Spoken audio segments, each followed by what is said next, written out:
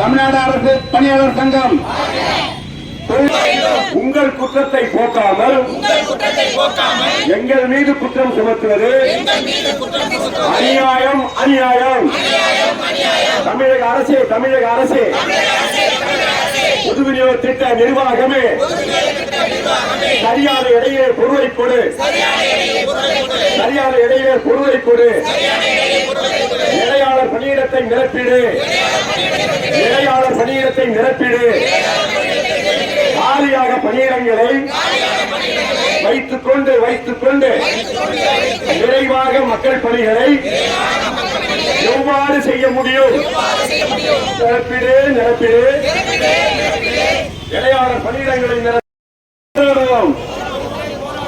போராட்டம், இது போராட்டம், தொடர் வேலை நிறுத்த போராட்டம், 3 நாள் போராட்டம். முதல் நாள் போராட்டம் வட்டாளவில் நியாய கலை பணியாளர்களின் நியாயமான கோரிக்கையை முன்னிட்டு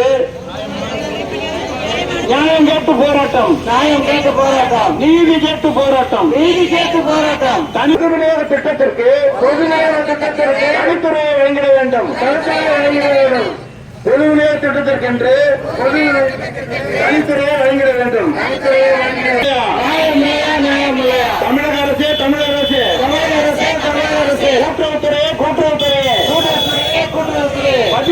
பதில் சொல்லு. 50 கிலோ எடை குறைத்து எழுதுவதும் சரிதானா? பதில் சொல்லு. நடைமுறைப்படுத்த விரைந்து வழங்கு. சரியான இடையில் கொட்டகங்களாக வழங்கிடுங்க. தமிழக அரசு கூட்டுறவுத்துறை அழைத்து பேசு. எங்க சங்கத்தினை அழைத்து பேசு. எங்கள் சங்கங்களின் மாநில நிர்வாகிகளை அழைத்து பேசு. தாமதப்படுத்தினால் போராட்டம் தீவிரமாகும். விடமாட்டோம். தமிழக அரசே விடமாட்டோம். அரங்கநாதன் அவர்களே, இந்த நிகழ்ச்சியை கலந்து கொண்டு அவர்களே, மாவட்ட செயலாளர் அவர்களே மற்றும் உள்ள நிர்வாகிகளே, கலந்து கொண்டிருக்கின்ற தோழர்களே, தோழிகளே, பொதுமக்களுக்கு பொருள்களை கொடுப்பதற்கு ஒரு பெரிய காரணமாக 90% நடைமுறையை அறிமுகப்படுத்தி இருக்கிறார்கள். 2 பேர்ல யார் அறிமுகப்படுத்தியிருந்தாலும் அது தவறு. ரேகை என்பது மனிதனுக்கு வயதாக கடுமையாக உழைக்கக்கூடியவர்களுக்கு, உடல் உழைப்பை செலுத்தக்கூடியவர்களுக்கு, அவர்களுக்கெல்லாம் அது அழிந்து கொண்டேதான் வரும்.